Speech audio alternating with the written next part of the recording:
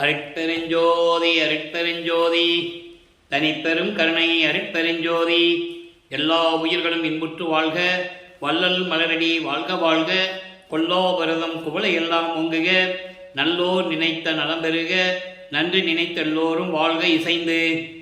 உலக மக்களே, அறிவார்ந்த அன்பர்களே, ஆண்மைநேய ஒருமைப்பாடுடைய அன்பர்களே, வல்லப்பமான் அருளிய திருவற்பாவிலிருந்து அருட்பெருஞ்சோதி ஆண்டவருடைய திருவிளையாடல்களை பார்த்து கொண்டிருக்கிறோம்.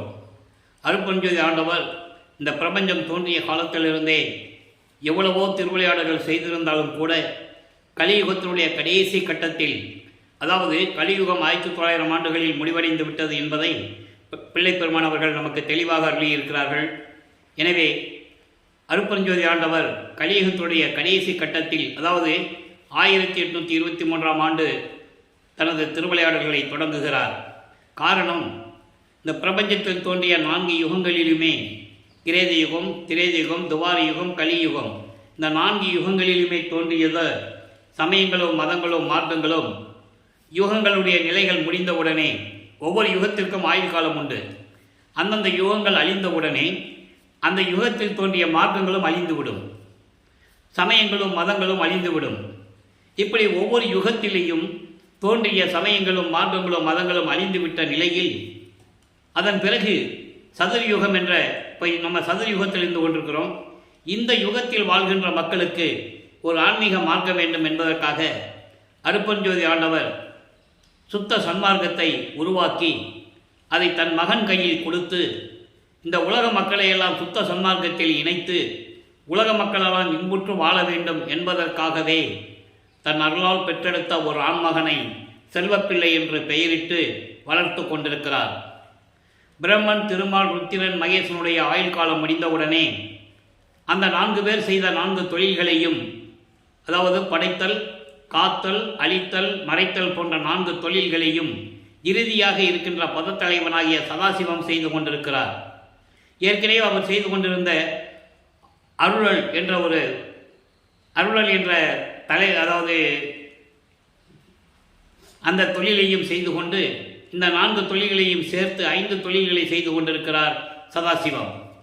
அப்போ சதாசிவத்துடைய ஆயுள் காலம் முடிவடைகின்ற காலத்தில் 51 ஆண்டுகள் பாக்கி இருக்கும்போது, அது மீதம் இருக்கும்போது, ஏற்கனவே பிரம்மனுக்கு 4,32,000 வருடங்கள், திருமாலுக்கு 8,64,000 வருடங்கள், ருத்திரனுக்கு 12,96,000 வருடங்கள், மகேஸ்வரனுக்கு 17,28,000 வருடங்கள்.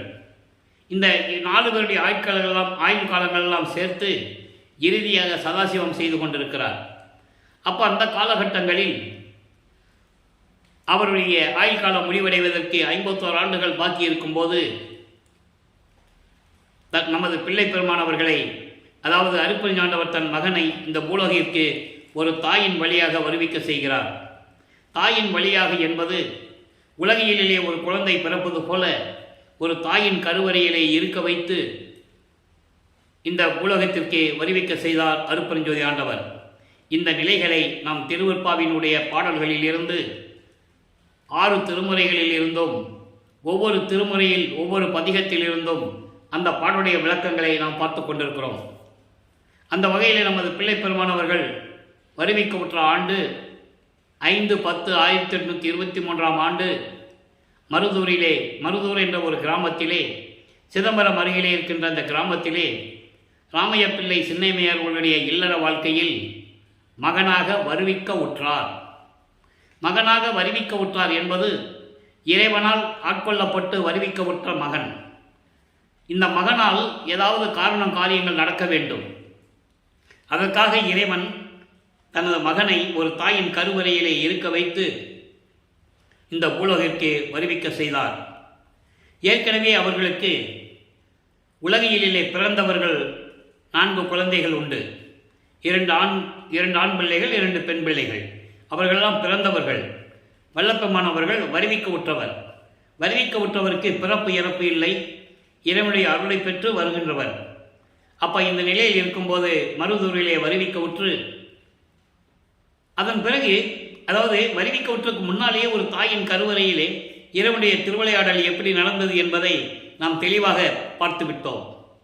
கருவறை இருட்டாக இருக்கிறது என்று தந்தையிடம் சொல்லும்போது அருட்பெருஞ்சாண்டவர் தன் மகனுக்கு வழிகாட்டியதையும், பசி என்று கூறும்போது தன் மகனுக்கு அருளமுதம் ஊட்டியதையும், இதெல்லாம் ஏற்கனவே நம்ம முன்னால் நடந்த எபிசோடெல்லாம் நம்ம விளக்கமாக பார்த்துட்டோம். அதனுடைய சுருக்கத்தை சொல்ல வேண்டியிருக்கிறது. இதுக்கு முன்னால் நடந்த நிகழ்வுகளை, அந்த எபிசோடு பதிவுகளுடைய விளக்கத்தை சுருக்கமாக சொல்ல வேண்டியிருக்கிறது. அப்போ இந்த நிலையில் இருக்கும்போது நமது பிள்ளை பெருமானவர்கள் நமது குழந்தை இறைவனுக்கு 5 மாத காலங்கள் ஆகும்போது வருவிக்க விட்டு 5 மாதம் ஆகிறது. அப்போது சிதம்பரத்திலே ஒரு திருவிழாவிற்காக இவர்கள் குழந்தைகளை அழைத்து கொண்டு செல்கிறார்கள். அங்கே தன் மகனுக்கு அருட்பெருஞ்சோதி ஆண்டவர் வெட்ட வெளியாக காட்டியதை, அதாவது சிவ ரகசியத்தை காட்டியதை, சிதம்பர ரகசியத்தை காட்டியதை நாம் ஏற்கனவே திருவருட்பாவின் பாடல்களின் மூலமாக விளக்கமாக பார்த்துவிட்டோம். தில்லை ஜலத்திடையே திரை தூக்க தரிசித்த போது வேய்வகை மேல் காட்டாதே எந்தனக்கே வெளியாய் காட்டிய மெய்வுறவா மெய்ப்பொருளை என்று கூறுவார். வேய்வகை மேல் காட்டாதே என்பது நான் சிறு வயதிலே, அதாவது சுத்த சரணாகத்தை பெற்ற பிறகு இந்த ரகசியங்களை கூறுவார். நான் சிறு குழந்தையாக இருக்கும்போது என்னை சிதம்பரத்துக்கு அழைத்து சென்றார்கள். அங்கே எனது தந்தை அருட்பெருஞ்சோதி ஆண்டவர் எந்த விதமான உருவம் இல்லாமல் அந்த உருவத்திற்கு பட்டாடை அணிந்து அணிகலன்களை அணிந்து அலங்கார கோலத்துடன் இல்லாமல் வெளியாக காட்டினார் என் தந்தை. எனது உண்மையான தந்தை அருட்பெருஞ்சோதி ஆண்டவர், அவர்தான் உண்மையான கடவுள் என்று கூறுவார். அந்த பாடலுடைய விளக்கத்தை எல்லாம் பார்த்து விட்டோம். அதன் பிறகு காலங்கள் கடந்து செல்லும்போது ராமையா பிள்ளை அவர்கள் காலமான உடனே சின்னைமையார் அவர்கள் இந்த 5 குழந்தைகளையும் அழைத்து கொண்டு பொன்னேரி பக்கத்தில் இருக்கின்ற, அருகில் இருக்கின்ற சின்னக்காவனம் என்ற கிராமத்துக்கு செல்கிறார்கள். அதுதான் அந்த அம்மா பிறந்த ஊர். அங்கே போய் எப்படியாவது பழச்சிக்கலான்னு சொல்லிட்டு போகிறாங்க. அங்கே சில காரணங்களால் இருக்க முடியவில்லை. சென்னையிலே வந்து குடியேறுகிறார்கள். ஏழுகணர் பகுதியிலே இருக்கின்ற வீராசாமி முதலியார் தெருவில் இருக்கின்ற ஒரு வீட்டில் குடியேறுகிறார்கள். இப்போ அந்த இடத்துக்கு பேர் வள்ளலார் நகர் என்று பெயர். நமது குழந்தை இறைவன் வளர்ந்து கொண்டிருக்கிறார். பள்ளியிலே சேர்க்க வேண்டிய வயது வந்துவிட்டது. பள்ளியிலே கொண்டு சேர்க்கிறார்கள். இவருக்கு படிக்க மனம் இல்லை. மனம் இல்லை என்று சொல்வதை விட இறைவனுடைய திருவிளையாடல் நடக்குது. நான் ஏற்கனவே கூறியது போல தனது மகன் இந்த உலகியல் படிப்பை, இந்த சந்த படிப்பை எந்த ஆசிரியரிடமும் கற்றுக்கொள்ளக்கூடாது என்பதற்காகவும், தனது மகன் யாரையும் குருவாக ஏற்றுக்கொள்ளக்கூடாது என்பதற்காகவும் அருட்பெருஞ்சோதி ஆண்டவருடைய திருவிளையாடல் நடந்து கொண்டிருக்கிறது. நம்ம குழந்தை இறைவனுக்கு தெரியாது. அப்போ பள்ளியில் படிக்க முடியாதுன்னு சொல்லிட்டு வந்தவுடனே குடும்பத்தில் எவ்வளவு பிரச்சனைகள் இருக்குன்னு உங்களுக்கு தெரியும். ஒரு பிள்ளை பள்ளிக்கூடத்துக்கு போகலைன்னா அந்த வீட்டில் அந்த பிள்ளைக்கு ஏற்படைய நெருக்கடிகள் இதெல்லாம் நமக்கு ஏற்கனவே தெரியும். உலகிலே நடக்கிறது தான், இது இயற்கை. அப்போ இந்த நிலையில் இருக்கும்போது நமது பிள்ளை பெருமாளுடைய மனம் ஒரு தனிமையான இடத்தை நாடுகிறது, தேடுகிறது. அப்படி தேடிய இடம்தான் கந்தகோட்டம் என்ற ஒரு இடம். அது முருகன் கோயில் இருக்கிற இடம், பாய்க்கடைன்னு சொல்லுவாங்க. இப்போ அந்த இடத்துல ஒரு முருகன் கோயில் இருக்குது. அப்போ அது ஆள் நடமாட்டம் இல்லாத ஒரு இடம். அங்கே அமைதியான ஒரு சூழ்நிலையிலே அமர்ந்து கொண்டிருக்கிறார்கள். இப்போ நமது பிள்ளை பெருமாள்கள் வருவிக்க உற்று 8 ஆண்டுகளாகிவிட்டது. 1823ஆம் ஆண்டு தொடங்கிய திருவிளையாடல் 30/1/1874 இரவு 12 மணி வரையிலும் தொடர்ந்து நடைபெற்று கொண்டிருக்கிறது. அப்போ அந்த 56 ஆண்டுகளை அருட்பெருஞ்சோதி ஆண்டவர் 8 ஆண்டுகளாக பிரித்து தனது மகனுக்கு அருளை கொடுத்து கொண்டிருக்கிறார் என்பதை திருவருட்பாவின் பாடலிலிருந்தே பார்த்து கொண்டிருக்கிறோம். 8 ஆண்டுகள் வரைக்கும் இந்த நிலை தொடர்ந்து கொண்டிருக்கிறது. 9வது ஆண்டு தொடக்கத்தில், அதாவது 2வது எட்டில், 2வது எட்டு என்பது 9வது ஆண்டிலிருந்து 16 ஆண்டுகளுக்குள், அந்த காலகட்டங்களில் 9வது ஆண்டில் இறைவன் தன் மகன் முன் எழுந்தருளி, மகனே, நீ என்னால் வருவிக்க விட்டவன், பயப்படாதே, அஞ்சாதே, கலக்கம் அடையாதே, உனக்கு முன்பருவம் பின்பருவம் காட்டி காரணம் காரியங்களெல்லாம் எப்படி நடக்க வேண்டும் என்பதற்கு நான் உனக்கு அருள் செய்வேன். தற்சமயம் நீ ஞானத்தை பெற்றுக்கொள் என்று சொல்லி மகனுக்கு ஞானத்தை கொடுத்துவிட்டு மறைந்து விடுகிறார். அதன் பிறகு நமது பிள்ளை பெருமானவர்களுக்கு மறைப்பு நிலையும் மறப்பு நிலையும் ஏற்படுகிறது. அப்போது ஒரு சைவ குலத்திலிருந்து வருவிக்க உற்றதனாலும் சைவங்கள் அதாவது சமயங்கள் மதங்கள் மார்க்கங்கள் சூழ்ந்திருந்த காலகட்டங்களில் இவர் வருவிக்க உற்றதனாலும் சைவ சமயத்தின் தலைவனாகிய சிவபெருமானை இறைவனாக ஏற்றுக்கொண்டு சைவ சமயத்தின் அடையாளமாகிய திருநூரை பூசிக்கொண்டு உத்தராட்சமலை போட்டுக்கொண்டு சிவபெருமானே தியாகராஜ பெருமானே நமச்சிவாய ஓம் சிவாய நமா சிவசிவாய் என்று சொல்லி சிவபெருமானை வழிபட்டு கொண்டிருக்கிறார். இந்த நிகழ்வுகளை இறைவன் வந்து ஆட்கொண்டதை பாடலிலே கூறுவார். ஆண்டு 6 3 ஆண்டிலே ஆட்கொண்ட அருண்கடலே என்று கூறுவார். ஆக இறைவன் தன்னை ஆட்கொண்டதை 9வது ஆண்டில் என்பதை தெளிவாக நமக்கு அருளியிருக்கிறார்கள். 6ஓடு 3வது ஆண்டிலே ஆட்கொண்ட கருணையின் கடலே என்று கூறுவார். அப்போ இறைவனுடைய திருவிளையாடல் நடப்பது நமக்கு உறுதியாகிறது, தெளிவாக தெரிகிறது.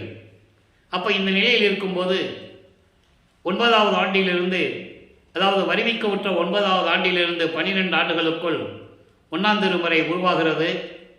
சிவபெருமானை பற்றி எப்படி முறையீடு செய்கிறார் என்ற விளக்கத்தை 1ஆம் திருமுறையிலிருந்து 6வது பதிகத்தில் இருந்த திருவருள் முறையீடு என்ற பதிகத்திலிருந்து 232 பாடலுடைய விளக்கங்களை நாம் முழுமையாக பார்த்துவிட்டோம்.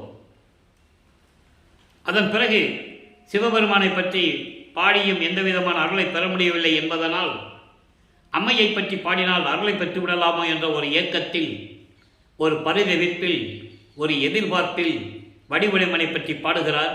வடிவுடை மாணிக்க மாலை உருவாகிறது. மொத்தம் 100 பாடல்கள், 100 பாடல்கள் விளக்கத்தையும் பார்த்து விட்டோம். இறைவனிடமிருந்து எந்த அருளையும் பெற முடியவில்லை. இந்த நிலையில் அவர் மனம் ஒரு நிலையில் இல்லாமல் தவித்து கொண்டிருக்கிறார். அப்போ 2ஆம் திருமுறை உருவாகிறது. எப்படி 13வது ஆண்டில் வருவிக்க உற்ற 13வது ஆண்டில் ஞானத்தை பெற்ற பிறகு முதல் முறையாக அவர்கள் குடியிருந்த பகுதியிலிருந்து, அதாவது ஏழுகணர் பகுதியிலிருந்து திருவொற்றியூருக்கு நமது குழந்தை இறைவன் கால் வலிக்க நடந்து செல்லுகிறார். இறைவனிடம் அருளை பெற வேண்டும் என்பதற்காக இறைவனுடைய திருவிளையாடல் நடந்து கொண்டிருக்கிறது. அங்கே அருட்பெருஞ்சாண்டவர் தன் மகனை, அதாவது மனதை தூண்டி விடுகிறார். என் மகனை திருவொற்றியூருக்கு அழைத்து செல் என்று மனதை தூண்டி விடுகிறார். அந்த நிலையில் ஏன் இந்த நிலையெல்லாம் நடக்கிறது என்று சொன்னால், தனது மகனை பக்குவப்படுத்துகிறார்.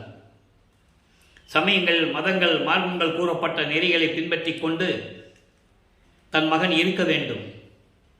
அதன் பிறகு சுத்த சன்மார்க்கத்தை பெற்ற பிறகு கொடுத்த பிறகு தன் மகனுக்கு கொடுத்த பிறகு இதெல்லாம் தேவையில்லை, சுத்த சன்மார்க்கத்திற்கு தேவையில்லை என்று சொல்ல வேண்டும். அப்போ இந்த நிலையில் தன் மகனை இருக்க வைக்க வேண்டும். இது இறைவனுடைய திருவிளையாடல். ஆக இந்த நிலையில் இருக்கும்போது அங்கே திருவொற்றியூருக்கு செல்லுகிறார். 2ஆம் திருமுறை உருவாகிறது. 113 பதிகங்கள், 1207 பாடல்கள். இதுவரை 30 பதிகங்களுடைய விளக்கங்களை பார்த்திருக்கிறோம். அதனுடைய ஒரு சுருக்கம், தியாகராஜ பெருமானை பற்றி பாடுகிறார், முறையீடு செய்கிறார். என்னை ஒரு தாயின் கருவறையிலே இருக்க வைத்து இந்த பூலோகத்திற்கு வருவிக்க செய்து இப்போ இவ்வளவு இன்னல்களை அனுபவித்துக் கொண்டிருக்கிறேன். உனது மகன் நான். இந்த சிறு வயதிலே கால் வலிக்க உன்னை பார்ப்பதற்காக நடந்து வந்து கொண்டிருக்கிறேன். எந்த விதமான அருளை கொடுக்காமல் இருப்பது ஒரு தந்தைக்கு அழகா? இது தர்மமா? இது நீதியா? என்றெல்லாம் பாடுவார். எந்த விதமான பலனும் இல்லை என்பதனால் திருமுல்லை வாயிலுக்கு செல்லுவார். அங்கே இருக்கின்ற சிவபெருமானுடைய பெயர் மாசிலாமணி. அங்கேயும் மாசிலாமணி மாசிலாமணி என்று உருகி உருகி பாடுவார். அத்தனை பாடல்களும் அருமையாக இருக்கும். என்னை பெற்று என்னை இந்த பூலகத்திற்கு வருவிக்க செய்து தெருவிலே விட்டுவிட்டாயே, உன்னை பார்ப்பதற்காக உனது மகன் கால் வலிக்க நடந்து வந்து கொண்டிருக்கிறேன். என்ன மகனை, எப்படி இருக்கிறாய் என்று ஒரு வார்த்தை கூட கேட்காமல் ஊமை போல நின்று கொண்டிருக்கிறாயே, நீ பேச மாட்டாயா? இதெல்லாம் சரியா? என்றெல்லாம் உருகி உருகி பாடுவார். அந்த நிலைகளெல்லாம் பார்த்து விட்டோம். அதன் பிறகு திருமலை வாயில் என்ற ஒரு இடத்திற்கு செல்லுவார். திருமலி தாயத்துக்கு செல்லுவார். அங்கே இருக்கிற சிவபெருமானை பற்றி பாடுவார். எந்த விதமான பலனும் இல்லை. அங்கே தான் சொல்லுவார், பெற்ற மகனை தெருவில் விட்டு விட்டானே என்று உன்னை இந்த உலகம் பழி சொல், அதாவது பழிக்குமே, இழிவாக பேசுமே, அந்த இழிச்சொல்லுக்கும் பழிச்சொல்லுக்கும் நீ ஆளாகக்கூடாதே என்பதற்காகத்தான் நான் வருந்துகிறேன். எனது தந்தைக்கு இந்த இழி சொல்லும் பழி சொல்லும் வந்து சூழ்ந்து விட்டால் எனது மனம் தாங்காதே என்ற நிலையில்தான் உன்னை பற்றி நான் கவலைப்படுகிறேன். விரைவில் வந்து எனக்கு அருள வேண்டும் என்றெல்லாம் முறையீடு செய்வார். எந்த விதமான பலனும் இல்லை. இப்போ அங்கே திருவள்ளித்தாயத்துக்கும் திருமுல்லை வாயிலுக்கும் இனிமேல் வர முடியாதுன்னு சொல்லிட்டு வந்துடுவார். என்னால் நடக்க முடியாது சாமி அப்படின்னு சொல்லிட்டு வந்துடுவார். இப்போது மறுபடியும் திருவொற்றியூரிலே அங்கே தியாகராஜ பெருமானை பற்றி எப்படி பாடுகிறார் என்பதை 30வது பதிகத்திலிருந்து நெஞ்சு உறுத்த திருநேரிசை. இது நேரிசை வெண்பா பாடல்கள். நேரிசை வெண்பா என்பது மனதிடம் சொல்லுவது போல மனதை கட்டுப்படுத்த வேண்டும். மனம் அலைபாய்ந்து கொண்டிருக்கிறது. இப்போ வளர்ப்பமானவர்களுக்கு நமது பிள்ளை பெருமானவர்களுக்கு 16 ஆண்டுகள் ஆகிறது. எல்லாம் கவனிக்கணும். 16 ஆண்டுகள் ஆகிறது. ஒரு ஆண்மகனுக்கு 16 ஆண்டுகள் ஆனால் 16 வயசானால் எப்படி இருக்கும், அவனுடைய மனநிலை எப்படி இருக்கும் அப்படின்றாலும் நமக்கு தெரியும். அது இயற்கை. ஆக இந்த மனதை கட்டுப்படுத்த வேண்டும். மனதிடம் சொல்லுவது போல, இறைவனை பற்றி மனதிடம் சொல்லுவது போல உலக மக்களுக்கு தெரிவிக்கிறார். அதான் நேரிசை என்பது. இப்போ அந்த பாடல் இன்னைக்கு 24வது பாடல். பாடலை கல்லாம் கவனிங்க. அதாவது சிவனேச வெண்பால முதல்ல சொல்லுவார், அண்டங்களோ அவற்றின் அப்பாலோ இப்பாலோ, பண்டங்களோ அதாவது சிற்பர வெளியோ, கண்டங்க வெம் பெருமாள் நீத்தவர்தம் மெய் உள்ளமோ, தையலோடும் எம்பெருமான் நீ வாழ் இடம் அப்படின்னு சொல்லுவார். அப்போது அதாவது அண்டங்கள் மட்டுமல்ல, அவற்றுக்கு அப்பால், அதற்கு மேல் அண்டங்களும் சரி, பண்டங்கள் என்ன பொருள்கள், இறைவனால் உருவாக்கப்பட்ட பொருள்கள், பொருள்களும் சரி, எல்லாவற்றுமே இருக்கின்ற இறைவன் சிற்பர வெளியோ, பொருள்களிலும் இருக்கின்றான், அண்டங்களிலும் இருக்கின்றான். சிற்பர வெளியோ என்பது மெஞ்ஞான வெளி.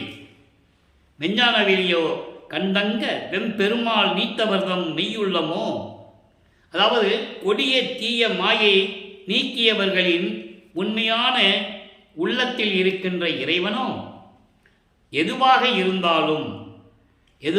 இருந்தாலும் தையலோடும் எம்பெருமான் நீ வாழ் இடம். தையலோடும் என்பது, தையல் என்பது பெண், அதாவது உமையாளோடு எம்பெருமான் இருக்கின்ற இடம் திருவொற்றியூர். ஆக திருவொற்றியூர் இறைவனை பற்றி பாடுகிறார். இது சிவனேச வெண்பா. அதன் பிறகு 2ஆம் திருமுறையிலே நெஞ்சுறுத்த திருநேரிசை. அதை சொல்வார் பாருங்க. அதாவது தவறாயினும் என்பது தவம் செய்கின்ற ரிஷிகள், முனிவர்கள், சித்தர்கள் யாராக இருந்தாலும் சரி, தவம் செய்கின்றவர்கள். தேவர் தாமாயினும், முனிவர்களும் ரிஷிகளும் தவம் செய்கின்றவர்கள் யாராக இருந்தாலும், தேவர்கள் இருந்தாலும், தேவர்கள் என்பது பிரம்மன், திருமால், ருத்திரன், மகேஸ்வரன், சதாசிவம் போன்ற தேவர்கள். சுத்த சன்மார்க்கத்தை பெற்ற பிறகு இவர்களை பதத்தலைவர்கள் என்று சொல்லுவார். அதே போல நவகூட்டத்தின் தலைவர்கள், தேவகூட்டத்தை சேர்ந்த 18 கூட்டங்களுடைய தலைவர்கள், சத்தர்கள், சக்திகள், சித்தர்கள் எல்லாருமே யாராக இருந்தாலும் சரி, மற்றும் எவராயினும், மற்ற யாராக இருந்தாலும் நமக்கு இந்த பூலோகத்தில் கவலை இல்லை. யாராக இருந்தால் நமக்கு என்ன? இந்த பூலோகத்தில் நாம் வந்துவிட்டோம். யார் ஏற்று சொல்றாரு? மனதுகிட்ட சொல்றாரு, உள்ளத்துக்கிட்ட சொல்றாரு. உள்ளமே, எனது மனமே, நீ யாரை பற்றியும் கவலைப்படாதே. தவம் இருக்கின்றவர்களாலும் சரி, தேவர்களாக இருந்தாலும் சரி, பிரம்மன், திருமால், ருத்திரன், மகேஸ்வரன் போன்ற பதத்தலைவர்களாலும் சரி, யாராக இருந்தாலும் சரி, அதை பற்றி நமக்கு கவலை இல்லை. அவரை பற்றி நமக்கு கவலை இல்லை. கவராத நிந்தை அகன்றிட என் நெஞ்சமே, ஒற்றியில் வாழ் எந்தை அடி வணங்காரே. இவங்க யாராக இருந்தாலும் சரி, திருவொற்றியூரில் இருக்கின்ற எனது தந்தை இருக்கிறாரே இறைவன், அவனுடைய திருவடியை வணங்காவிட்டால் அவர்களுடைய துன்பம், பிறவி துன்பம் எப்படி நீங்கும்? அதான் சொல்றாரு. மனமே, தேவர்களாக இருந்தாலும் சரி, மற்ற யாராக இருந்தாலும் சரி, தவம் பண்ணுகிற யாராக இருந்தாலும் சரி, அதை பற்றி நமக்கு கவலை இல்லை. ஆனால் இவர்களெல்லாம் திருவொற்றியூரில் இருக்கின்ற எனது தந்தையாகிய இறைவனை வணங்காவிட்டால், அவருடைய திருவடியை வணங்காவிட்டால் இவருடைய பிறவி துன்பம் எப்படி நீங்கும் என்று கூறுவார். ஆக இன்னொரு பாடலிலே கூறுவார். இதற்கு எடுத்துக்காட்ட சொல்ல வேண்டிய கடமை இருக்கிறது நமக்கு. செத்து செத்து பிறக்கும் தேவர்கள் என்று சொல்லுவார். ஆக தேவர்களாலும் சரி, முனிவர்களாலும் சரி, ஒரு பிறவியிலே, அதாவது ஒரு பிறவியை எடுத்து அந்த பிறவியிலே இறந்து மறுபடியும் ஒரு பிறவி எடுக்க வேண்டும். இந்த நிலையில் இருந்து கொண்டிருக்கிறவர்கள் என்று கூறுவார். அதை இங்கு குறிப்பிடுகிறார். அப்படிப்பட்டவர்கள் யாராக இருந்தாலும் எனது தந்தையின் திருவடியை வணங்காவிட்டால் அவருடைய பிறவி துன்பம் எப்படி நீங்கும்? எனவே மனமே, அப்படிப்பட்ட இறைவனை நாம் வணங்கி இறைவனுடைய திருவருளை பெற்றுவிடலாம் என்றெல்லாம் கூறி மனதை ஒருநிலைப்படுத்துகிறார். ஆக வல்லப்பமானவர்களுக்கு 16 ஆண்டுகள் நிறைவடைகிறது.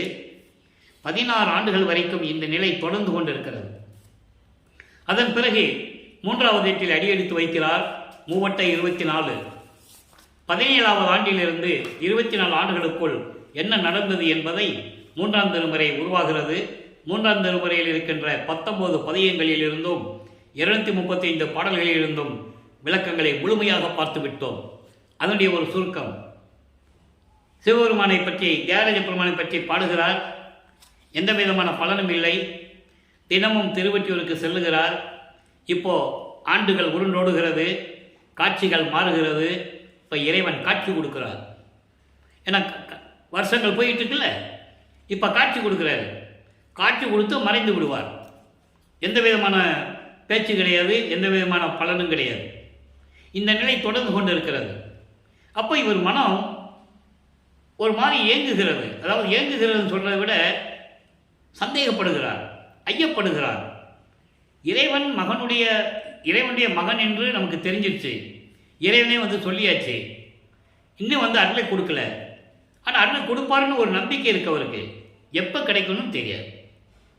இந்த நிலையில் இருக்கும்போது தனது மன குமுறலை, மனதில் இருக்கின்ற ஏக்கத்தை, மன துயரத்தை எல்லாம் ஒரு நாரையிடம் சொல்லி தூது அனுப்புவார் தியாகராஜ பெருமானிடம்.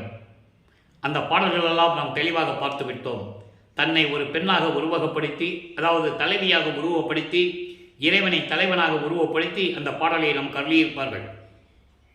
காதல் என்று சொன்னால் ஒரு ஆணும் பெண்ணும் இருக்க வேண்டும் என்ற நிலையில் அந்த பாடல்களை நமக்கு அருளியிருப்பார்கள். அங்கே நாரையிடம் சொல்லி அனுப்புவார்.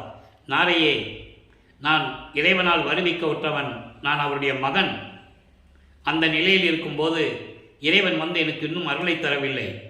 காட்சி கொடுக்கிறார், மறைந்து விடுகிறார். அவரையே நினைத்து கொண்டிருக்கிறேன். இறைவன் மீது காதல் கொண்டுள்ளேன். அவர் எப்போ எனக்கு அருளை கொடுப்பார் என்று எனக்கு தெரியவில்லை. எந்த காரணம் என்று நீ போய் தெரிந்து கொண்டு வா என்று சொல்லி தூது அனுப்புவார். அங்கே போய் சொல்லு, உனது மகன் சாப்பிட மாட்டேன்றான், தூங்க மாட்டேன்றான், ஒரு இடத்துல இருக்க முடியல அவனால். எப்போ நீ மகனுக்கு அருளை கொடுப்பேன்னு அவர் கேட்டு என்னை தூது அனுப்பியிருக்கான், நீ என்ன சொல்கிற அப்படின்னு சொல்லு அப்படின்னு சொல்லி அனுப்புவார். பாடல்கள் எல்லாம் அருமையாக இருக்கும், நெஞ்சை உருக்கும். அப்படிப்பட்ட பாடல்கள். போன நாரை திரும்பி வராது. ஏன்னா அங்கே தான் இறைவனுடைய திருவிளையாடல் நடக்குது. எப்படி வரும்? அதன் பிறகு கிளிகளை தூது அனுப்புவார். இதே மாதிரி சொல்லி அனுப்புவார், அதுவும் வராது. இந்த நிலை தொடர்ந்து கொண்டிருக்கும் போது ஒரு புரட்சி பெண்ணிடம் போய் அதாவது குறி கேட்பதும், குறி ஆராய்ச்சி என்ற பதிகம் அது எந்த விதமான பலனும் கிடைக்காது. குறி ஓடுனா தானே கிடைக்கும். அதன் பிறகு ஜோதிட நாடல் என்ற பதிகத்திலே ஒரு ஜோசியர்கிட்ட போய் ஜோசியம் கேட்கிறது. அதன் பிறகு இரங்கல் மாலை, இப்படி நிறைய பாடலுடைய விளக்கங்களை நாம் முழுமையாக பார்த்து விட்டோம்.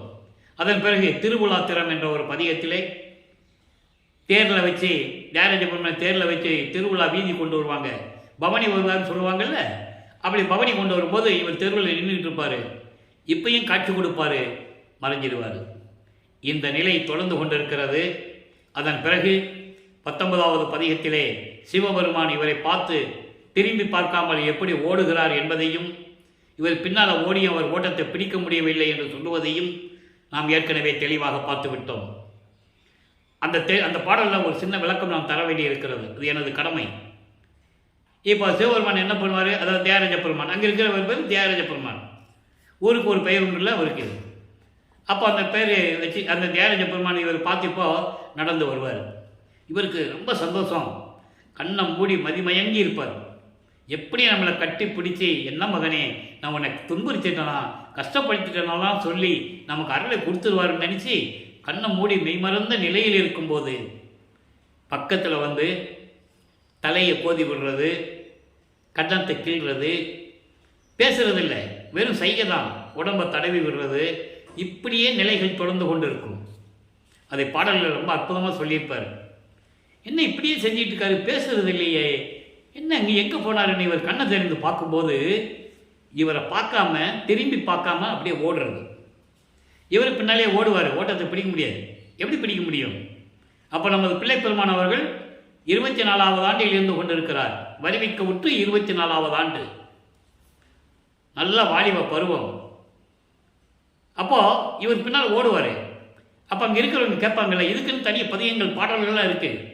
அங்கே இருக்கிறவங்க கேட்குறது, இவருக்கு பதில் சொல்கிறது, எல்லாம் தனித்தனி பாடல்கள் உண்டு. அது விளக்கத்தை உங்களுக்கு சொல்கிறேன், சுருக்கத்தை சொல்கிறேன். அப்போ அவங்க கேட்பாங்க, என்னப்பா இது திருவள்ளியாக ஓடிட்டு இருக்கேன்னு கேட்கும்போது, சிவபெருமான் ஓடிட்டு இருக்காரு, நான் பின்னால் ஓடுனேன், ஓட்டத்தை பிடிக்க முடியலன்னு சொல்லுவார். அப்போ அவருக்கு எந்த சக்தியும் கிடையாது. அதுக்கு பிறகு அண்டங்களை பறக்கிற சக்தி அதெல்லாம் நம்ம பார்த்துக்கிட்டு இருக்கோம், சுத்த சன்மார்க்கத்தை வாங்கின பிறகு. அப்போ இந்த நிலையில் இருக்கும்போது அங்கே இருக்கிறவங்க சொல்லுவாங்கல்ல, என்னப்பா கலியுகத்தில் இதெல்லாம் நடக்கிற காரியமா? இந்த நிகழ்வு நடக்கும்போது 1847ஆம் ஆண்டு, வருவிக்க விட்டுறது 1823, அவர் வருவிக்க விட்டுறது 24 ஆண்டுகள் கழித்து 1847ஆம் ஆண்டு இந்த நிகழ்வு திருவொற்றியூரில் நடக்குது. அப்போ கலியுகம் முடியலை. கலியுகம் வந்து 1900 ஆண்டில் தான் முடியுது. அதனுடைய விளக்கங்கள் நிறைய இருக்குது, நம்ம பின்னால் அதை பற்றி பேச போகிறோம். கல்பட்டையா வந்து கல்பையட்டையர் என்ன சொன்னார், கல்பட்டையா வந்து அவருடைய அணுக்க தொண்டர், அவர் எப்படி சமாதி ஆனார்ன்றதை நம்ம பின்னால் பார்க்க போகிறோம். இப்போது 1900ஆம் ஆண்டு முடியலை, அதனால் கலியுகம் நடக்குது. அப்போ அங்கே இருக்கிறவங்க சொல்கிறாங்க, இந்த கலியுகத்தில், இந்த கலிகாலத்தில் சிவபெருமான் வந்து முன்னால் தோன்றி ஓடினாரா? அட போப்பா, இதெல்லாம் நாங்கள் நம்பணுமா? அப்படிலாம் சொல்லுவாங்க, அது பாடலில் இருக்குது. இவர் சொல்லுவார், நீங்கள் என்ன சொன்னாலும் சரி, இன்னும் நிறைய விளக்கங்கள் இருக்குது. சரிப்பா, அப்படியே நீ சிவபெருமானை பிடிச்சிட்டேன்னு வச்சுக்கோ, நீ எப்படி போய் கட்டி அணைப்ப? மார்பில் மண்டை ஓடுகள்லாம் இருக்குது, மண்டை ஓடுகளெல்லாம் கழுத்தில் போட்டிருக்காரு, கழுத்தில் பாம்பு வேறு இருக்குது, கொத்துமே, மண்டை ஓடி இடிக்குமே, அப்படிலாம் கிண்டல் பண்ணுவாங்க. அவனுக்கு சோத்துக்கு இல்லாமல் தெரு தெருவாக பிச்சை எடுக்கிறாப்புல, பிச்சாண்டின்னு கூட பேர் அவனுக்கு. தூங்குறது கடை இல்லை, இருக்கிறது கடை இல்லை, சுடுகாட்டில் போய் படுத்துக்கிறான், எரிஞ்ச மனிதனுடைய சாம்பலை உடம்பெல்லாம் பூசிக்கிட்டு இருக்கான். எல்லாம் இது நினச்சா அருவருப்பா இல்லை? அப்படிலாம் கிண்டல் பண்ணுவாங்க அவரை. அதுக்கும் பதில் சொல்லுவார். பதில் சொல்வதற்கும் பாடல்கள் உண்டு, அதுக்கு தனியாக பதிகமே இருக்குது. நீங்கள் என்ன சொன்னாலும் சரி, இறைவன் மீது உள்ள காதலை என்னால் மறக்க முடியாது, நான் கனவில் கூட மறக்க மாட்டேன் என்றெல்லாம் சொல்லுவார். அதுக்கான பாடலுடைய விளக்கங்களை எல்லாம் பார்த்து விட்டோம். இப்போ அந்த நிலைகளெல்லாம் முடிவடைந்து விட்டது. வல்லப்பெருமான் அவர்கள் 24 ஆண்டுகளை நிறைவு செய்கிறார். இப்போ 4வது எட்டில் அடியெடுத்து வைக்கிறார். 4×32 25வது ஆண்டிலிருந்து 32 ஆண்டுகளுக்குள் திருவொற்றியூரில் என்ன நடந்தது, என்ற விளக்கங்களையும் இறைவனுடைய திருவிளையாடல் எப்படி நடந்தது என்பதையும் திருவருட்பாவின் பாடல் மூலமாக நாம் தெளிவாக பார்த்து கொண்டிருக்கிறோம். இப்போ 27வது ஆண்டில் அவருக்கு 27 ஆண்டுகள் ஆகிறது, கல்யாணம் பண்ணணும்னு சொல்கிறாங்க. இதெல்லாம் இறைவனுடைய திருவிளையாடல், ஏற்கனவே நிர்ணயிக்கப்பட்டது, எல்லாமே ஏற்கனவே நிர்ணயிக்கப்பட்டது. இப்போ தான் அவருக்கு தெரியும், சுத்த சன்மார்க்கம் இருக்கிறது தெரியும், அருட்பெருஞ்சோதி ஆண்டவரால் தான் வருவிக்க விட்டவன் என்ற நிலை அவருக்கு இப்போ தெரியும். அப்போ அதுக்கு முன்னால் இவர் வந்து கல்யாணம் பண்ணணும். கல்யாணம் பண்ணணும்னு சொல்கிறது எப்படின்னா, அந்த அம்மா இருக்காங்கள, தனக்கோடி அம்மையார், உலகிலேயே அவருக்கு அக்கா என்ற உறவு முறை. வல்லப்பெருமானுக்கு எந்த உறவு முறை கிடையாது. வருவிக்க விட்டதனால் ஏற்பட்ட சொந்தம், அது உண்மை, அது இயற்கையான ஒரு சூழ்நிலைகள். அது வருவிக்க விட்டதனால் ஏற்பட்ட சொந்தம். அந்த சொந்தத்தில் இந்த தனக்கோடி அம்மையார் வந்து பிறக்கிறாங்க. அவங்க வந்து பிறக்கிறாங்க, இவர் வந்து வருவிக்க விட்டுறவர். அப்போ அந்த அம்மாவுக்கு இவர் தாலி கட்டினாதான் அந்த அம்மாவுக்கு இந்த கர்ம வினைகள்லாம் நீக்க முடியும். பாட்டில் சொல்லியிருக்காரு, கை தொட்டனை தவிர கலப்பிலேன் என்று சொல்லுவார். அந்த பாடல்கள் பிள்ளை பெருமான் விண்ணப்பத்தில் உண்டு. அந்த பாடல்கள் விளக்கத்தில் நம்ம ஏற்கனவே பார்த்துட்டோம். அப்போ இந்த நிலையில் இருக்கும்போது முதல்ல முடியாதுதான் சொல்லுவார், எனக்கு கல்யாணம்லாம் வேண்டாம் அப்படின்னு சொல்லுவார். ஏன்னா ஏன் சொன்னாருன்னா, அவங்க அப்பா கிட்ட வந்து பெர்மிஷன் வாங்கணும். அருப்பஞ்சாண்டுகிட்ட அனுமதி வாங்கணும். அப்போ நேராக திருவொற்றியூர் கூட்டு போகிறாங்க. அங்கே திருவொற்றியூரில் அவரும் பேசிக்கிட்டு இருக்கிறது மக்கள்லாம் ஏற்கனவே பார்த்துக்கிட்டு இருப்பாங்கல்ல. அவர் என்ன சொன்னாலும் இவர் கேட்பது, அந்த மாதிரி நிலைகள்லாம் உருவாகிட்டு இருக்கு. அவர் பேர் ராமலிங்கம் தான் சொல்லியிருப்பாங்க. இது உலகியல் வந்த செய்திகள். அதை நம்ம உண்மையாக கூட எடுத்துக்கலாம், தவறில்லை. ஏன்னா அப்பாட்ட பெர்மிஷன் வாங்குறது உண்மை, அது பாடல்களில் இருக்கிறது. நீ சொல்ல போய் தானே நான் கல்யாணம் பண்ணேன்னு சொல்லுவார் ஒரு இடத்துல. நீ சொல்ல போய் தானே கல்யாணம் பண்ணேன், அப்போ கூட நீ கல்யாணத்துக்கு வரலையே. சுந்தரனுக்கு மட்டும் 2 கல்யாணத்துக்கு நீ போனேன். நீ கல்யாணத்துக்கு நீ வர்ற மகன் சொல்லியிருந்தா நான் எத்தனை கல்யாணம் வேணாலும் பண்ணுவனே அப்படின்லாம் சொல்லுவார், பாடல் உண்டு. அப்போ இந்த நிலையில் இருக்கும்போது தந்தையிடம் அனுமதி வாங்கிட்டு சந்தோஷமாக ஒத்துக்கிறாரு. திருமண ஏற்பாடுகள் நடந்து கொண்டிருக்கிறது. அந்த திருமண நிகழ்விலே அதாவது பந்தங்கள், சொந்தங்கள், மனிதர்கள், உறவுகள் இருக்கிறது பிரச்சனை இல்லை. முக்கியமாக அங்கே தேவர்கள் இருக்கிறார்கள். பிரம்மன், திருமால், ருத்திரன் போன்ற பதத்தலைவர்கள், ரிஷிகள், முனிவர்கள் எல்லாம் இருக்கிறாங்க. பாடலில் சொல்கிறார், கற்பனை அல்ல, கதை அல்ல, திருவருட்பா பாடலில் இருக்கு. மக்கள்கிட்ட யாரும் சொல்லலை, யாருக்கும் தெரியாது, அவ்வளோதான். வல்லப்பமானவர்கள் அறிவிக்க விட்டு 202 ஆண்டுகள் முடிவடைந்து விட்டது. 203வது ஆண்டு இப்போ தொடங்கியிருக்கு. அதுவும் முடிவடைந்த நிலையில் இருக்குன்னு வச்சுக்கோங்க. அவருடைய நிலையை சொன்னதானே உலக மக்களுக்கு தெரியும். ஒரே வட்டத்துக்குள்ளே நிறுத்திட்டாங்க. வர பிறந்தாரு, முதல்ல பிறந்தாருன்னே சொல்லக்கூடாது. எவ்வளோ பெரிய தவறு தெரியுமா? பிறந்தாருன்னு சொல்லவே கூடாது. பிறக்கிறவனுக்கு இறப்பு உண்டு, மறுபடியும் பிறக்கணும்.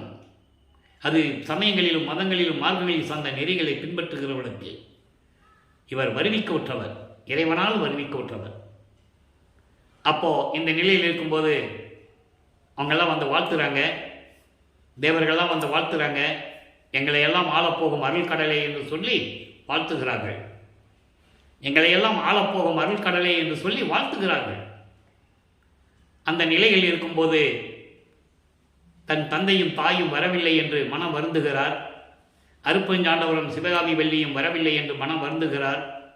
மன வருத்தத்தை கண்டு அன்று இரவு அருப்பஞ்சாண்டவரும் சிவகாமி வள்ளியும் 2 குதிரை மாட்டின தேரில் தன் மகனை வாழ்த்தியதை பாடல்களிலே கூறப்பட்ட விளக்கங்களை எல்லாம் பார்த்துவிட்டோம்.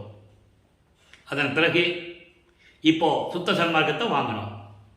ஏற்கனவே அன்பு மாலை, அருட்பிரகாச மாலை, பிரசாத மாலை, ஆனந்த மாலை, பத்தி மாலை, அபராத மன்னிப்பு மாலை, அதிசய மாலை போன்ற மாலைகளுடைய அந்த விளக்கங்களை எல்லாம் 197 பாடலுடைய விளக்கங்களை முழுமையாக பார்த்து விட்டோம்.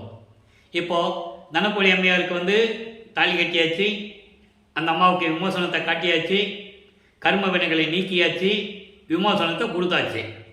ஒரு பெரிய கடமை, இறைவனுடைய திருவிளையாடல் முடிஞ்சிருச்சு. இப்போது சுத்த சன்மார்க்கத்தை வாங்கணும். அது வாங்கணும்னா சமயங்களையும் மதங்களையும் மார்க்கங்களையும் விடணும். அது சொல்லப்பட்ட இதுவரைக்கும் அவர் பின்பற்றி கொண்டிருந்த அத்தனை நெறிமுறைகளையும் விட வேண்டும். சைவ சமயத்தின் அடையாளமாக திருநீர் பூசுவதை நிறுத்த வேண்டும். உத்திராட்சமலையை கழட்டி போடணும். இப்படி நிலைகள் எல்லாம் விட்டாச்சு. அது பாடல்களிலே தெளிவாக கூறியிருக்கிறார், யாரும் மறுக்க முடியாது. இதை ஏன் மறுபடியும் சொல்ல வேண்டிய காலத்தின் கட்டாயத்தில் இருக்கிறோம்? காரணம், திருநீர் பூசுவது சமயங்களையும் மதங்களையும் மார்க்கங்களையும் சார்ந்தவர்களுக்கு சரிதான், அது அவங்களுடைய சுதந்திரம், அது ஒரு மார்க்கம், அது கண்டிப்பாக செய்யணும். சைவ சமயத்தில் இருக்கிறவங்க கண்டிப்பாக செய்வாங்க. வைஷ்ணவ சமயத்தை சேர்ந்தவர்கள் நாமும் போட்டுக்குவாங்க. அது அந்த மதங்களை பின்பற்றுகின்றவர்கள் அவங்க செஞ்சுக்கிறாங்க, அது அவங்களுடைய சுதந்திரம். ஆனால் சுத்த சன்மார்க்கம் என்பது இதையெல்லாம் சாராத மார்க்கம். நல்லா புரிஞ்சுக்கணும். ஏன்னா அந்த நிலையை மக்கள்கிட்ட இன்னும் யாரும் சொல்லாதனால ஒரே குழப்பத்தில் இருக்கிறாங்க. அவர் பூசிக்கிட்டு இருந்தார், அவர் சிவபெருமானை கும்பிட்டுக்கிட்டு இருந்தார் அப்படின்னு சொல்லும்போது, சரி 10ஓட இது ஒன்று, எது சுத்த சன்மார்க்கம், அதோட இது ஒன்று அப்படின்னு தான் நினைக்கிறாங்க. அது இல்லை. அந்த நிலையை தான் நம்ம விளக்கி சொல்லிக்கிட்டு இருக்கோம். இப்போ அந்த நிலையில் இருக்கும்போது அந்த விளக்கத்தை நம்ம பின்னால் சொல்ல போகிறோம். இப்போ அந்த நிலையில் இருக்கும்போது சரியை கிரியை யோகம் என்ற 12 நிலைகளை அவரே கடந்து விட்டார். சரியை என்பது உருவ வழிபாடு. தாங்கள் எந்த கர்த்தாவை, எந்த தலைவனை மனதில் உருவத்தோடு நினைத்தார்களோ அந்த உருவத்தை வழிபடுவது. அந்த உருவத்திற்கு வேள்வி வளர்த்து மந்திரங்களை சொல்லி, உதாரணத்திற்கு சைவ சமயத்தின் தலைவனாகிய சிவபெருமானை நமச்சிவாயா, சிவாய நம, ஓம் சிவாயா, சிவசிவாய் என்று சொல்லி குத்து விளக்கு ஏற்றி, தேங்காய் பழம் உடைச்சி, கற்பூரை ஏற்றி ஆராதனை பண்ணி வணங்குவது கிரியை. யோக நிலை என்பது யோகத்தில் இருப்பது யோக நிலை. அது சமயங்களிலும் மதங்களிலும் மார்க்கங்களிலும் உண்டு. அந்த யோக நிலை வருஷ கணக்கிலோட உட்கார்ந்துட்டு மணி கணக்கில் உட்கார்ந்துருப்பாங்க. சுத்த சன்மார்க்கத்தில் அது இல்லை. நோவாத நோன்பும்பார், அந்த விளக்கத்தை நம்ம ஏற்கனவே பார்த்துருக்கோம். இந்த நிலைகள் எல்லாம் கடந்து விட்டார், 12 நிலைகளையும் கடந்து விட்டார் என்பதை சின்னம்படி என்ற பதிகத்திலே 6ஆம் திருமுறையிலே தெளிவாக கூறியிருப்பார்கள். பன்மார்க்கம் கடந்தேன் என்று சின்னம்படி, 12 மேல் நின்று சின்னம்படி. 12, இந்த 12 நிலைகளுக்கு மேலே 13வது நிலை, 12க்கு அப்புறம் 13. அதுதான் ஞான சரியை. அங்குதான் மரணமில்லா திருவாழ்வு உருவாகிறது, தொடங்குகிறது. ஞான சரியை, ஞான கிரியை, ஞானத்தில் யோகம், ஞானத்தில் ஞானம். இந்த ஞானத்தில் ஞானம் என்பதுதான் கடவுள் நிலை அறிந்து அம்மயமாகக்கூடிய ஒரு நிலை. இப்போ இதெல்லாம் கடந்து போயாச்சு. தத்துவங்களை கடக்கக்கூடிய சக்தியை வாங்கியாச்சு, ஏம சித்தியை வாங்கியாச்சு. ஏம சித்தி என்பது பல சித்திகளை உள்ளடக்கியது. பொன் செய்கின்ற சித்தி மட்டும் அல்ல, தங்கம் செய்கிறது மட்டும் அல்ல, நிறைய சித்திகள் அதில் அடங்கியிருக்கு. உள்கருவிகள் நிறைய இருக்கு. தத்துவ சித்தி என்று கூறுவார். தத்துவங்களை கடப்பது வேறு, தத்துவ சித்திகள் வேறு, தத்துவ வெற்றிகள் வேறு, நிறைய இருக்கு. காமம், குரோதம், லோபம், மோகம், மதம், ஆச்சரியம் போன்ற பிண்ட துரிசுகளை கடப்பது, அது பிண்ட துரிசுகள். பிண்டத்தில் துரிசுகள், அண்ட துரிசுகள் எல்லாம் உண்டு. எல்லாத்தையும் கடந்து இப்போ அண்டங்களை கடந்து, தத்துவங்களை கடந்து, வெளிகளை கடந்து இவர் போகணும். இப்போ இந்த நிலையில் இருக்கும்போது வெள்ளாடை அணிந்து கொண்டு முக்காடு போட்டு உள்ள தான் இருந்த வீட்டிலேயே ரூம்ப கதவு பூட்டி தாப்பா போட்டார். அங்கேயே தாப்பா போட்டார் சென்னையில். இனிமேல் நான் வெளியே எங்கேயும் போகிறதில்லை. எதுக்கு போகணும்? திருவொற்றியூருக்கு போனேன், திருமலை வாயிலுக்கு போனேன், திருவள்ளி தாயத்துக்கு போனேன். இனிமேல் எதுக்கு போகணும்? போகக்கூடாது. அவன் வரட்டும், அப்பன் வரட்டும்னு சொல்லி கதவை பூட்டிட்டார்.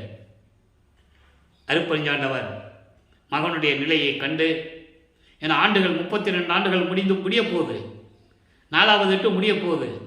இப்போ இறைவனுக்கு மகன் மீது, அதாவது பரிதாபம்னு சொல்ல முடியாது, காலங்கள் நெருங்கி விட்டது. இனிமேல் அவனை காக்க வைக்கக்கூடாது, மகனை காக்க வைக்கக்கூடாது என்று சொல்லி விண்ணுலகிருந்து பூலோகத்திற்கு வந்து தெரு வழியாக நடந்து போய் அந்த பூட்டின தெருக்கதவை எப்படி திறந்தார் என்பதை கூட சொல்லுவார். திறந்து ஒரு கால் உள்ள வச்சு ஒரு கால் வெளியே வச்சு தன் மகனை அழைத்து எப்படியெல்லாம் அருளை கொடுத்தார். ஏன் வீட்டுக்குள்ளே போய் கொடுக்கல? அதுக்கு விளக்கம் நம்ம சொல்லியாச்சு. ஏன்னா வீட்டுக்குள்ளே போனால் இவர் சாத்திக்குவார், அவர் வெளியே வர முடியாது. நீ 19 வருஷம் பாக்கி இருக்கு. கரும்புடியில் 9 வருஷம் இருக்கணும், தர்மசாலையில் 4 வருஷம் இருக்கணும், அங்கே சித்தி வளாகத்தில் 4 வருஷம் இருக்கணும். இப்படி இன்னும் நிறைய திருவிளையாடல் நிறைய இருக்குல்ல. அதனால் இவன் உள்ளே போனால் பூட்டிக்குவான்னு அவருக்கு தெரியும். எனக்கு சொல்லியிருக்காரு.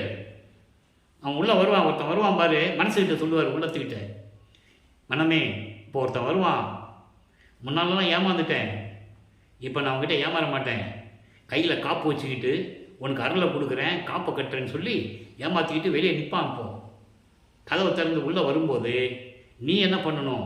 கதவை சாத்தி ரெட்டை தாப்பாக போட்டுரு, அவனை விடக்கூடாது அப்படின்லாம் சொல்லுவார். அருமையாக இருக்கும். அந்த பாடல்களுடைய விளக்கங்களை பார்க்கும்போது கண்ணில் தண்ணி அப்படி மலன்னு வரும். அப்புறம் மனசில் இருக்கிறத அப்படியே அதில் சொல்லுவார். இது இறைவனுக்கு தெரியும்ல. அதனால் உள்ளே போனால் பூட்டிக்குவான்னு சொல்லி ஒரு கால் உள்ளே வச்சு ஒரு காலை வெளியே வச்சு தான் அருளை கொடுப்பார். இவர் வேறு வழி இல்லாமல் சரி ஏதோ கொடுக்குறாருன்னு சொல்லி எல்லாம் வாங்கிக்குவார், எல்லாருலேயும் வாங்கிக்குவார். மகனே, உனக்கு சுத்த சன்மார்க்கத்தை தர வேண்டும், சாகா கல்வியை கற்றுத்தர வேண்டும், தத்துவங்களை கடந்து அண்டங்களை கடந்து வா அப்படின்னு சொல்லிட்டு போயிடுவார். இவர் தத்துவங்களை கடந்து பாடல்கள் இருக்கு. ஏற்கனவே கூறியது போல அன்பர்களே, இங்கு சொல்லக்கூடிய கருத்துக்கள் விளக்கங்கள் எல்லாமே திருவுருப்பாவில் இருக்கின்றவை. சொந்த கருத்து அல்ல, கற்பனை அல்ல, எல்லாமே பாடல்கள் உண்டு. அப்போ இந்த நிலையில் தத்துவங்களை கடந்து அண்டங்களை கடந்து வெளிகளை கடந்து போகும்போது அந்த வெளிகளெல்லாம் ரொம்ப அருமையாக சொல்லுவார். அகவல்ல கூட சொல்லுவார். பரவெளி, பரம்பரை வெளி, பராபர வெளி, பெருவெளி, பெருசுகவெளி, இப்படி வெளிகளெல்லாம் கடந்து போகணும். அதுக்கு பிறகு வெட்ட வெளி, அதுதான் சுத்த சிவஞான வெளி. அங்கே தான் சத்தியஞான சபை இருக்குது. அங்கே போகணும். முதல்ல போகிறார். 33வது ஆண்டு 5வது எட்டில் இருக்கிறார். 36வது ஆண்டிலிருந்து 40 ஆண்டுகளுக்குள் என்ன நடந்தது அந்த 8 வருஷத்தில் திருவருட்ப பாடலேருந்து நம்ம எல்லா விளக்கத்தையும் பார்த்துட்டோம். அதில் சுருக்கத்தை சொல்லிகிட்டு இருக்கேன். பறந்து போவார்.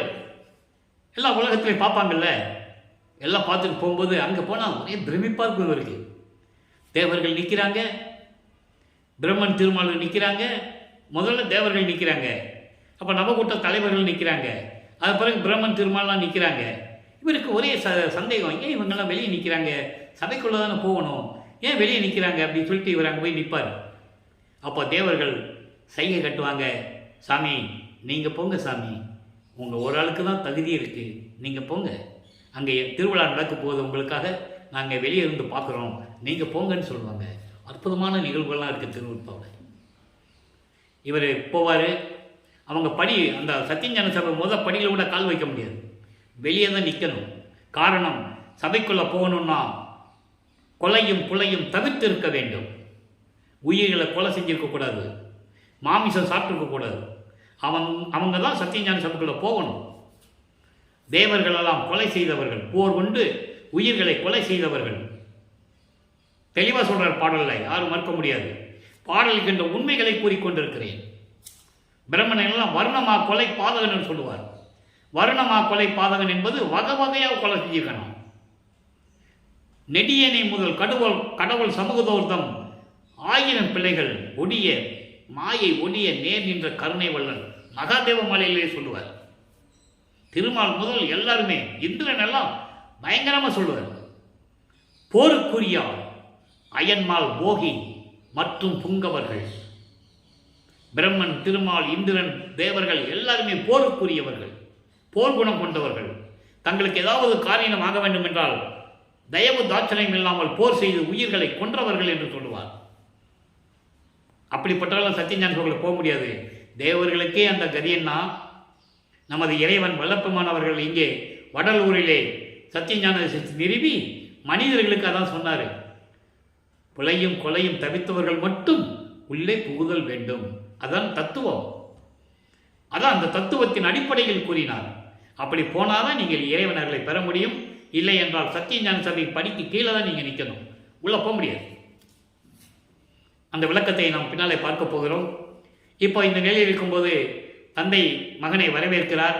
மகனே, 2.5 நாழிகை இருக்கிறது, அதாவது 1 மணி நேரம் இருக்குதுன்னு சொல்கிறார். பாக்கி நல்ல நேரம் வருகிறது. 2.5 நாழிகை இருக்கிறது.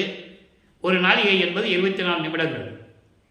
இந்த ஆடைகளை எல்லாம் கலந்துவிட்டு புனித நீராடி புத்தாடை அணிந்து அணிகலன்களையெல்லாம் அணிந்து மங்கள கோலத்துடன் வருவாயாக என்று கூறுவார். தந்தையின் கட்டளையை நிறைவேற்றுகிறார். வந்து அங்கே வைக்கப்பட்டிருந்த சிங்காசனத்திலே அமருகிறார். மகனுக்கு மணிமுடி சூட்டுகிறார். விண்ணுலகம் அதிர, தேவர்களெல்லாம் வாழ்த்த, பிரம்மன் திருமால் போன்ற பதத்தலைவர்களெல்லாம் வாழ்த்த தன் மகனுக்கு மணிமுடி சூட்டுகிறார். இவங்க வெளியே இருந்து தான் பார்க்கணும். சத்தியஞான சபைக்கு வெளியே நின்றுட்டு இருக்காங்க, பார்த்துட்டு இருக்காங்க. மகனே, சுத்த சன்மார்க்கத்தை பெற்றுக்கொள். இதுவரை அந்த சுத்த சன்மார்க்கம் என்னிடம் இருந்தது, இனிமேல் இது உன்மார்க்கம். இதற்காகத்தான் உன்னை பூலோகத்திற்கு நான் வருவிக்க செய்தேன். சாதிகளும் மதங்களும் சமயங்களும் இல்லாத ஒரு மார்க்கம், இதை பெற்றுக்கொள் என்று சொல்லி சுத்த சன்மார்க்கத்தை தன் மகனுக்கு கொடுக்கிறார். இவர் பெற்றுக்கொள்ளுகிறார். அதை பாடலிலே கூறுவார். பெரிய சிவ அனுபவத்தால் சுத்த சன்மார்க்கம் பெற்றேன், இரவாமை உற்றேன் கான் தோழி என்று கூறுவார். ஏன் இரவாமை உற்றேன் சொன்னாரே? அவர் ஏற்கனவே இரவாமை உற்றவர். அவர் ஏற்கனவே மரணமில்லா பெருவாழ்வில் இருந்து கொண்டிருப்பவர். அந்த வார்த்தையை ஏன் சொன்னார்னா, சுத்த சன்மார்க்கத்தை பெற்றேன். உலக மக்கள்கிட்ட சொல்லணும், நீ சுத்த சன்மார்க்கத்தில் இருந்தா உனக்கு மரணம் இல்லை. அந்த நிலையை உலக மக்களுக்கு சொல்லணும். அதனால தான் அந்த நிலையை கூறுகிறார். ஆக மகனை, சாகா கல்வியை கற்றுத்தருகிறேன், கற்றுக்கொள் என்று சொல்லி சாகா கல்வியை கற்றுக் கொடுக்கிறார். இதை எல்லாருமே பார்க்கிறார்கள். அந்த நிலைகளை நம்ம ஏற்கனவே தெளிவாக பார்த்துட்டோம். மறுபடியும் சொன்னால் நமக்கு நேரம் தான் போய்கிட்டே இருக்கும். பிரம்மனும் திருமாலும் எப்படி அதை பார்த்தார்கள், முகத்தில் கோபத்தை வச்சுக்கிட்டு எப்படி பார்த்தாங்கன்னு பாடலாம் நம்ம பார்த்துட்டோம். மெய்யர் வியப்பில் 47வது பாடல், நாகாதிபனும் அயனும் ஆளும் நறுமுறுமெனவே நரமுறிவாணி வேணா என்ன, அவ்வளோ கோபத்தோட உள்ளத்தில் கோபத்தோடையும் நமக்கு கிடைக்காத பாக்கியம் அவனுக்கு கிடைத்து விட்டதே, கடவுளுக்கு ஓர வஞ்சனை இருக்கிறது என்று சொல்லி ஒரு பாடலை நம்ம பார்த்தோம். படியுள்ளோரும் வானுள்ளோரும் இதை நோக்கியே அடியனாக்கி பிள்ளையாக்கி நேயனாக்கியே அடிகளாக்கி கொண்டாய் என்னை அவலம் நீக்கியே படியுள்ளோரும் வானுள்ளோரும் இதனை நோக்கியே பதியும் ஓரவாரான் என்பான் பரிவு தேக்கியே. இப்படியெல்லாம் எல்லாருமே கடவுளுக்கு கூட ஓர வஞ்சனை இருக்குதுப்பா, எல்லாமே மகனுக்கே கொடுக்காரு, நமக்கு ஒன்றுமே கொடுக்கறது இல்லை, நம்ம எவ்வளோ தவம் இருக்கிறோம், மறுபடியும் இந்த பதவி நமக்கு கிடைக்காது போலுக்குதே அப்படின்லாம் ஏங்குறாங்க. அதை நம்ம பாடல்லேருந்து தெளிவாக பார்த்துட்டோம். அதன் பிறகு சுத்த சமாகத்தை பெற்ற பிறகு சாகா கல்வியை கற்றுக்கொண்டு பூலோகத்திற்கு திரும்புகிறார். திரும்பும்போது நேராக சிதம்பரம் தான் செல்லுகிறார். சிதம்பரம் போகிறதுக்கு நடராஜனை கும்பிடுறதுக்கு இல்லை, நடராஜனை விட இவர் உயர்ந்தவர், அதை நீங்கள் நல்லா புரிஞ்சுக்கணும். நடராஜன் கர்மசித்தன், ஒரு சைவ சமயத்தின் தலைவன், சைவ சமயத்தை சேர்ந்தவர்கள், அவ்வளோதான் தெளிவாக சொல்கிறார் பாடலில். அப்போ இந்த நிலை ஏன் அங்கே போனார்? அங்கே ஒரு திருவிளையாடல் நடக்கணும், இவர் கரும்புலியில் வந்து இருக்கணும். ஏற்கனவே அது நிர்ணயிக்கப்பட்ட இடம், அருப்பஞ்சாண்டவரும் மகனும் ஏற்கனவே கலந்து பேசி இடம், மகனே நீ இங்கே தான் இருக்கணும், 9 வருஷம் நீங்கள் இருக்கணும். அப்போ அங்கே இருக்கணும்னா அந்த வீட்டுக்காரரை சந்திக்கணும். அந்த வீட்டுக்காரர் எங்கே இருக்கார்? இப்போ சிதம்பரத்துலேயும் அங்கேயும் பரசுராமன் பேசிகிட்டு இருக்கிறாங்க. அப்போ அந்த நேரத்தில் இவர் போகணும். இது ஏற்கனவே திருவிளையாடல். அது அங்கே போய் திடீர்னு நிற்கிறாரு. பரசுராமன் சொல்கிறாரு, இவர் என் தம்பி தான். உலகியல் உறவு முறை நல்லா கவனிக்கணும். உலகியல் உறவு முறை, தம்பி தான், இந்த மாதிரி கல்யாணம் பண்ணி வச்சோம், வாழ முடியாது வந்துட்டான், ஆன்மீகத்துக்கு வந்துட்டான், நீங்கள் உங்கள் வீட்டில் கூட்டு போய் வச்சுக்கங்க அப்படின்னு சொல்ல, அவர் சரின்னு சொல்லி இவரை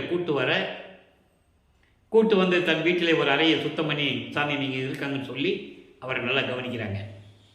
இந்த நிலைக்காகத்தான் அங்கே போகிறார்.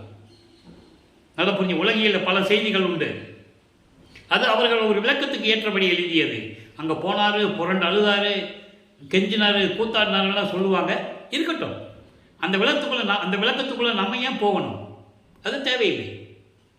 அப்போ இந்த நிலை, ஏன்னா சிதம்பரத்தில் போய் அழுதாருன்னா ஏன் வடலூருக்கு வந்து தனியாக சபையை கட்டுறாரு? நல்லா நீங்கள் இது ஒரு லாஜிக்கை நீங்கள் நல்லா புரிஞ்சுக்கணும். சிதம்பரத்துக்கு போய் அங்கே உருண்டாரு புரண்டாருன்னா ஏன் இங்கே வரணும்? ஏன் சபையை கட்டணும்? ஏன் அருப்புரிஞ்சோதி ஆண்டவர்னு சொல்லணும்? நீங்களே திருநீர் பூச்சிக்காங்க, மொட்டை போட்டுக்காங்க, காது ஊற்றிக்காங்க, பொங்க வச்சுக்காங்க, எது வேணாலும் சொல்லியிருக்கலாமே. நல்லா புரிஞ்சுக்கணும். நீங்கள் இதெல்லாம் மக்கள்கிட்ட சொல்லி உணர்த்தினா உங்களுக்கு தெரியும், சுத்த சன்மார்க்கம் தனி மார்க்கம் தெரியும். அப்போ இந்த நிலையில் இருக்கும்போது வல்லப்பெருமானவர்கள் கருங்குழியிலே உறைவிடமாக கொண்டுள்ளார். அங்கே 9 ஆண்டுகள் இருக்கிறார். அங்கே இருக்கும்போது அருப்புரிஞ்சாண்டவர் மகனும் எப்படி உரையாடினார்கள், எப்படியெல்லாம் அருளை பெற்றுக்கொண்டார் என்பதை திருவருட்பாவினுடைய பாடல்களிலிருந்தே பார்த்து விட்டோம். இப்போ வல்லப்பெருமானவர்கள் 48வது ஆண்டில் இருந்து கொண்டிருக்கிறார். வருவிக்க விட்டு 48வது ஆண்டு. இப்போ கருங்குழியை விட்டு கிளம்பணும். அப்போ கருங்குழி இருக்கிற இடத்துக்கு ஒரு பேர் வரணும். தண்ணீரால் விளக்கரித்த இல்லம் என்ற ஒரு பெயரை ஏற்படுத்தி விட்டு, அவர் அந்த அம்மா வந்து செம்பில் வைக்கும்போதே அது தண்ணின்னு இவருக்கு தெரியும்.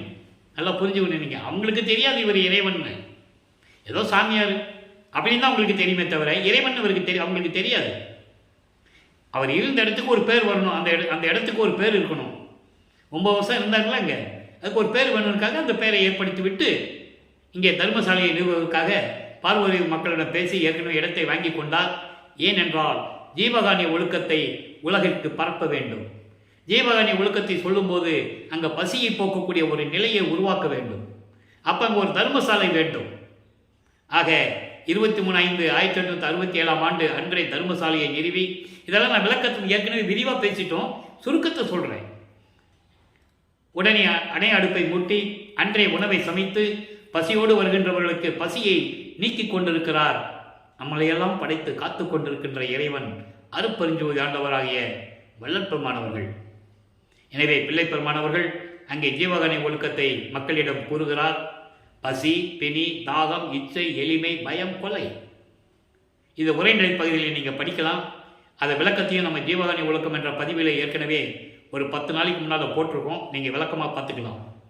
அப்போ இந்த நிலையெல்லாம் தொடர்ந்து கொண்டிருக்கும் போது 1869 ஆண்டு கடலூரிலே மஞ்சக்குப்பம் கோட்டில் ஆறுமுக நாவலார் திருவருட்பாவை மறுப்பாய் என்று அறிவிக்க வேண்டும் என்று சொல்லி எப்படி வழக்கு பதிவு செய்தார் என்பதையும், அங்கே நமது பிள்ளைப்பெருமான் அவர்கள் இறைவன் அதாவது அந்த நீதிபதிக்கு காட்சி கொடுத்ததையும், நீதிபதி எந்திரிச்சு நின்னது, அதுக்கு பிறகு எல்லாம் எந்திரிச்சு நிற்கிறாங்க.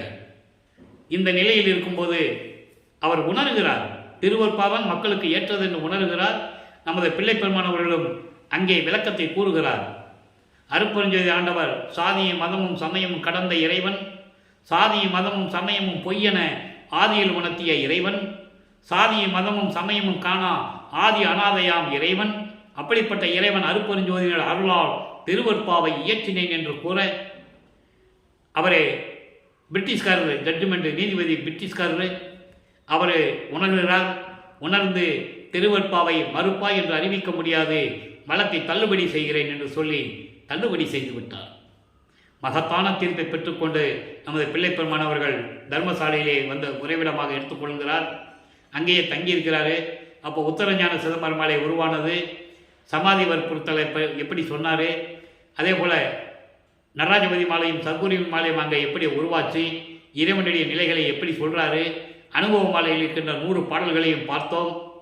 ஆடேடி பொந்து என்ற ஒரு பதியம் இருந்தது, அதனுடைய விளக்கங்களை எல்லாம் பார்த்து விட்டோம். அந்த பதியங்கள்லாம் ரொம்ப அற்புதமாக இருக்கும். 2 பெண் பிள்ளைகள் தோழிகள் பந்து விளையாடுவது போல அந்த பாடல்கள் இருக்கும். ஆடேடி பந்து, அருமையான பாடலுடைய விளக்கங்களை எல்லாம் பார்த்து விட்டோம். இப்போ லைவில் பார்த்துட்டு இருக்கோம். சமயங்களிலும் மதங்களிலும் மார்க்கங்களின் நெறிகளை பின்பற்றி கொண்டிருக்கும் போது திருவொற்றியூரிலே எப்படி இருந்தார்?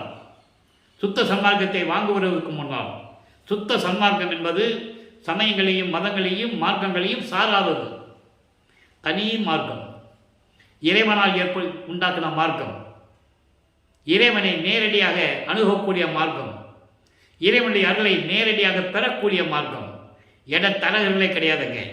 அர்ச்சகர்கள் கிடையாது, முனிவர் கிடையாது, ஜோசியர் கிடையாது, எதுவுமே கிடையாது. ஆராதனை கிடையாது, அர்ச்சனை கிடையாது, அபிஷேகம் கிடையாது.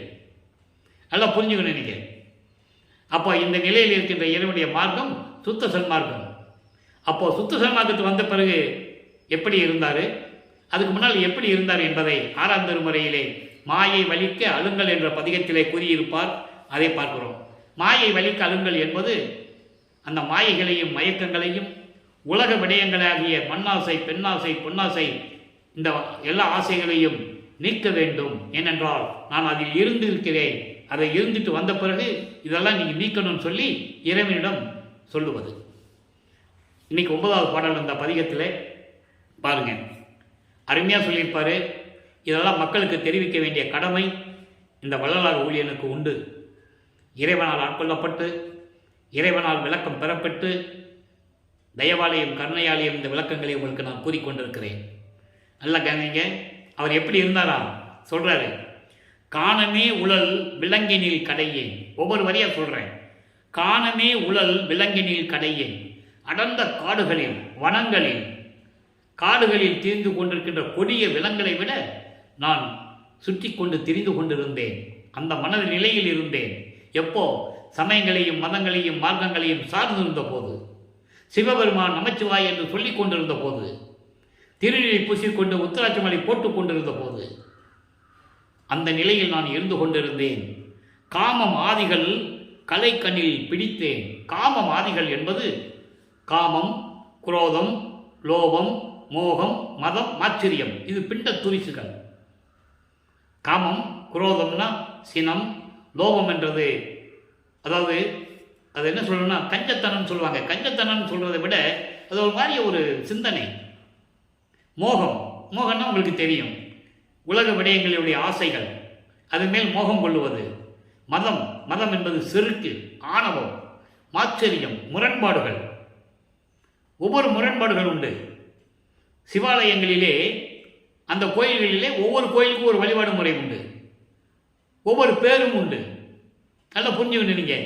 இப்படியெல்லாம் காமம், குரோதம், லோபம், மதம், ஆச்சரியங்களை கடைபிடித்து கொண்டு நான் இருந்து கொண்டிருந்தேன். கலைகனில் என்ற அந்த துன்பங்களையும் துயரங்களையும் சுமந்து கொண்டு அதையே பின்பற்றி கொண்டிருந்தேன். உள்ளதை உள்ளபடி சொல்கிறார்.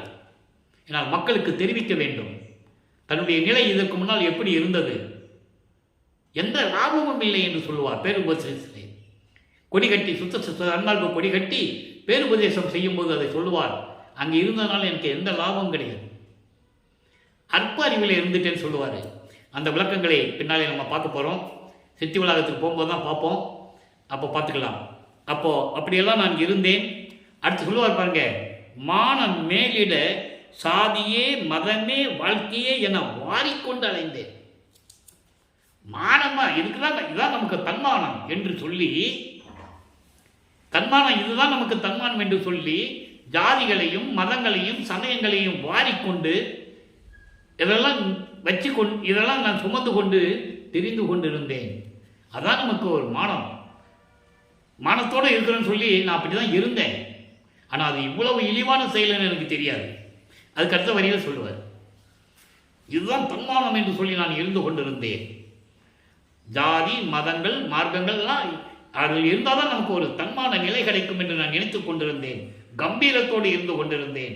ஆனால் இது இழிவான நிலை என்று எனக்கு தெரியாது. அது சொல்வார், ஈனமே பொருள் என கழித்திருந்தேன்.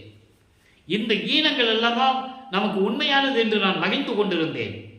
இந்த ஈன செயல்கள் பாடல்கள் சொல்லுவார், சாக்கடைன்னு சொல்லுவார், சலக்கைன்னு சொல்லுவார், உடைந்த சமயக்குழின்னு சொல்லுவார், ஞானசரியிலே கொடிப்பாட்டில் சொல்லுவார், வெறிக்கும் சமயக்குழின்னு சொல்லுவார். அதான் இங்கே சொல்றாரு, ஈனமே பொருள் என கழித்திருந்தேன். இந்த இழிவுகளை எல்லாம் இதுதான் நமக்கு மானத்தோடு வாழ வேண்டிய நிலை என்று சொல்லி நான் நினைத்து கொண்டிருந்தேன். அது எவ்வளவு பெரிய தவறு என்பதை பின்னாளில் நான் உணர்ந்தேன். சொல்லுவார், இரக்கம் என்பதோர் எத்துணையும் அறியேன், துணையும் அறியேன். ஏன்னா நல்ல வரி இது, நல்லா கவனிக்கணும்.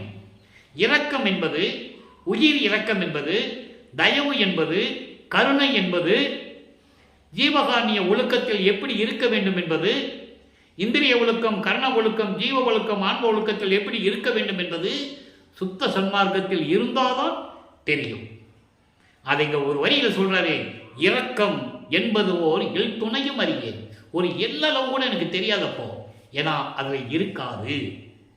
சமயங்களையும் மதங்களையும் மார்க்கங்களையும் சார்ந்திருந்தால் உயிர் இரக்கம், தயவு, கருணை எல்லாம் இருக்காது.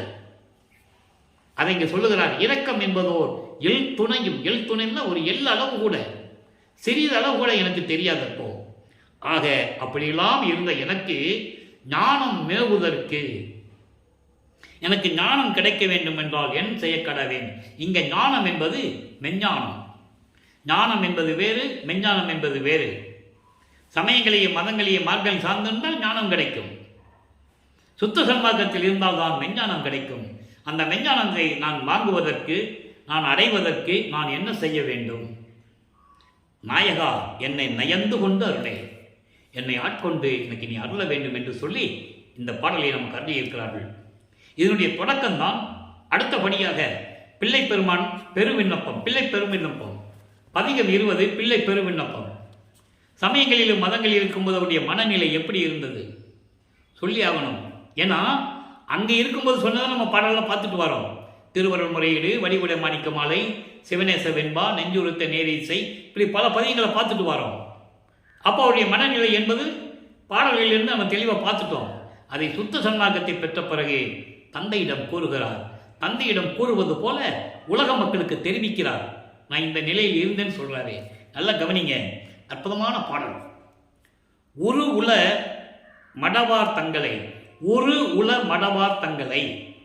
ஒரு உல மடவார் தங்களை என்பது அழகான பெண்களை பார்க்கும்போது, அழகான பெண்களை பார்க்கும்போதும், அதை பின்னால் சொல்ற, நான் கண்ணுற்ற போது அழகான பெண்களை, இளம் மங்கைகளை, இளம் பெண்களை நான் கண்ணால் பார்க்கும்போது உள்ளம் நடுக்கூற்றேன். ஏன்? காமத்தை நீக்கணும், காமத்தை நீக்கணும். அதுக்கு அந்த வரியில் சொல்றாரு, இப்படிப்பட்ட பெண்களை நான் பார்க்கும்போது என் உள்ளம் நடுக்குச்சு. ஒரு உளத்தவரே வழிந்திட, ஒரு உளத்தவரே வழிந்திட. ஒரு உளத்தவரே வழிந்திட என்பது ஒருவும் என்பது, ஒருவம் என்பது வெறி கொள்வது, வெறுப்பது. எப்படி வேணா நம்ம வச்சுக்கலாம். காமம் உள்ளம் கொண்டவர்களை நான் வேறு ஒரு இடத்தில் பார்க்கும்போது கூட, ஒரு தெருவில் போற பார்க்குறேன், இன்னொரு தெருவுக்கு போற அங்கேயே நிற்கிறாங்க பெண்கள், அழகான பெண்கள். அப்போ அவங்களை எல்லாம் ஒழித்து அயல் இருந்தேன். அவங்களுக்கெல்லாம் மறைப்பு காட்டி அவங்ககிட்ட சிக்காம, அதான் ஒழித்துன்னு சொல்கிறாரு. அவங்கள பார்த்த உடனே நான் மறைஞ்சிக்குவேன், வேறு இடத்துக்கு போயிடுவேன். அதான் அயல் இருந்தேன், வேறு இடத்துக்கு போயிடுவேன். நான் அவங்க முன்னால் நிற்கிறது இல்லை. அழகான பெண்களை பார்த்தா நான் இப்படியெல்லாம் போயிடுவேன். கருவுல சண்டை கூக்குரல் கேட்ட காலத்தில், அதாவது கடும் கோபத்துடன் யாராவது பேசுனாங்கன்னா அந்த காலகட்டங்களில் நான் உற்ற கலக்கம் எந்தை நீ அறிவாய். திருவுள்ளம் அறியும். அதாவது வித்த சொல், அதாவது பயங்கரமான கொடுமையான சொல் எனது காதில் புகில் கனல் போவது போல. கடுமையான சொல்லை கேட்கும்போது என் காதில் அனல் விழுந்தது போல இருக்கும். இந்த பாடலுடைய உள் நோக்கம் என்ன தெரியுமா? ஐம்பொறிகளை பற்றி சொல்லுகிறார். கண்ணுற்ற போது கண்ணை சொன்னாரா? கெட்ட வசியங்களை கேட்கும்போது செவின்னு சொன்னாரா? பெண்களை பார்க்கும்போது நான் ஓடி ஒளிஞ்சேன்னு சொல்கிறாரா? அங்கே காமம். ஆக கண், காது, வாய், மெய், மூக்கு, இந்த பொறிகளுடைய சேட்டைகளை இந்த பாடலில் சொல்கிறாரு. இதுதான் மைய கருத்து. நல்லா புரிஞ்சுக்கணும். நீங்கள் இந்த நிலையில் இருக்கும்போது நேரம் கடந்து கொண்டிருக்கிற நண்பர்களே, ஒரே ஒரு விளக்கம். 118ஆம் பதிகம் சிவசிவ ஜோதி 27வது பாடல். தானன்றி ஒன்றில்லா ஜோதி. எவ்வளவு இந்த வார்த்தைக்கு விளக்கம் சொல்லணும்னா மணிக்கணக்கில் சொல்லணும். நமக்கு நேரம் பத்தலை, எனக்கு சொல்லணும்னு ஆசை, முடியல. அதனால் சுருக்கமாக சொல்கிறேன். தானன்றி ஒன்றில்லா ஜோதி, யாருக்கும் ஒப்பிட முடியாத அளவுக்கு நிகர் இல்லாத அருப்பெருஞ்சோதி ஒரே இறைவன். யாருமே ஒப்பிட முடியாது, அவரோட யாரிடம் ஒப்பிட முடியாது. அப்படிப்பட்ட இறைவன் அருப்பெருஞ்சோதி என்னை தன்மயமாக்கிய சத்திய ஜோதி. என்னை தன்மயமாக்கிய என்ன? அருப்பெருஞ்சோதி ஆண்டவராக்கியவர். நானும் அருப்பெருஞ்சாண்டவர் ஒன்றுதான். நானும் நீயும் ஒன்றின நல்கும் ஜோதியே. மெய்யருள் வியப்பில் வருது. மெய்யருள் வியப்பம் அன்றை என்னை அடியனாக்கி பிள்ளையாக்கி நேயனாக்கியே. தெளிவாக சொல்வார். அதுக்கப்புறம் சொல்லுவார் பாருங்க, அதன் பின் பிள்ளையாக்கி. அற்புதமான வரிகள்லாம் உண்டு, நமக்கு நேரம் பத்தில் விளக்கமாக சொல்றதுக்கு. அதனால என்னை ஆண்டவராக்கிய ஜோதி நான் இன்று கண்டது ஒரு ஜோதி.